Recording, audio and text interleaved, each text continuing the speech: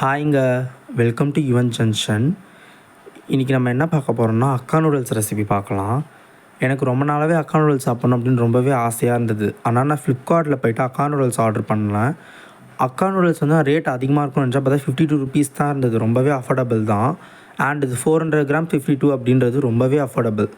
இது பிராண்டிங்லாம் எதுவும் இல்லை. இதில் வந்து என்ன பிராண்டு போட்டிருந்தா ஃப்ளிப்கார்ட் அப்படின்ற பிராண்டு தான் போட்டிருந்தது. அண்ட் இது ரொம்பவே நல்லாவும் இருந்தது. கையில் இந்த பேக்கிங் வந்தப்போ நல்லா பெரிய பேக்கெட்டாக சூப்பராக தான் இருந்தது.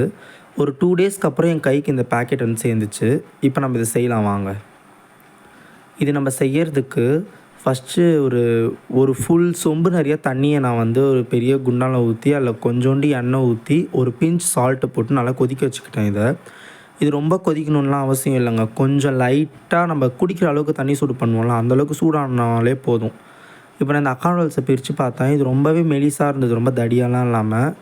இதை நான் அப்படியே இதில் ஆட் பண்ணிக்கிட்டேன். இந்த லைட்டாக சூடான தண்ணியில் இது நான் ஆட் பண்ணும் போதே கீழே கொஞ்சம் கொட்டிக்கிச்சு. சரி ஓகேன்னு சொல்லிட்டு கீழே இருந்தது எல்லாத்தையுமே எடுத்து நல்லா ஆட் பண்ணி இன்னும் கொஞ்சம் தண்ணி ஊற்றிக்கிட்டேன். ஏன்னா இது நிறையா இருந்ததுனால.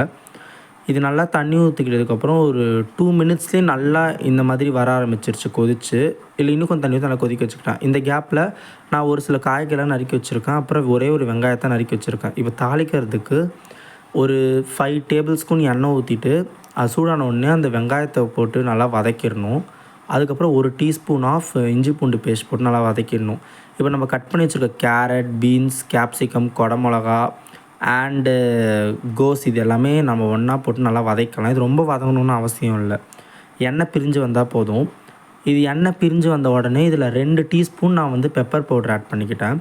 இப்போ இதில் ஆட் பண்ணுற சாஸஸ்லாம் என்ன, red chilli sauce and tomato sauce, அதுக்கப்புறம் சோயா சாஸ். இது எல்லாமே நான் அளவு எனக்கு டிஸ்கிரிப்ஷனில் தரேன். இது எல்லாமே நல்லா ஆட் பண்ணதுக்கப்புறம் நல்லா வதக்கி விடணும். இது நல்ல ஒரு ஸ்மெல் கொடுத்துச்சு. இப்போ இதில் வந்து உப்பு தேவையான அளவு போட்டுக்கிட்டு இப்போ தான் மெயின் இன்க்ரீடியண்ட் ஒரே ஒரு பிஞ்ச் ஆஃப் சுகர் ஆட் பண்ணிடணும் இதில். அது இன்னும் கொஞ்சம் டேஸ்ட் நல்லா என்ஹான்ஸ் பண்ணும். சுகர் ஆட் பண்ணதுக்கப்புறம் நம்ம இதெல்லாம் வதக்கி விட்ட உடனே நம்ம நூடுல்ஸை கொஞ்சம் கொஞ்சமாக சேர்த்து வதக்கி விடணுங்க. இதில் மொத்தமாக சேர்த்தா எல்லாமே கீழே கொட்டிக்கும், ரொம்ப வதக்கிறது கஷ்டமாக இருக்கும். கொஞ்சம் கொஞ்சமாக சேர்த்து வதக்கி விட்ட உடனே நம்மளோட சூப்பரான நூடுல்ஸ் ரெடி ஆகிடுச்சு. இது நான் கம்மியாக இருக்கும்னு நினச்சி செஞ்சேன். பட் ஆனால் இது நாங்கள் 5 பேர் சாப்பிட்டு அடுத்த நாள் காலையிலேயே இதை சாப்பிட்டோம். சூப்பராக இருந்தது. கண்டிப்பாக எல்லோரும் இந்த ரெசிபி ட்ரை பண்ணிட்டு எனக்கு சொல்லுங்கள். உங்களுக்கு ரொம்பவே பிடிக்கும். தேங்க்யூ ஃபார் வாட்சிங்.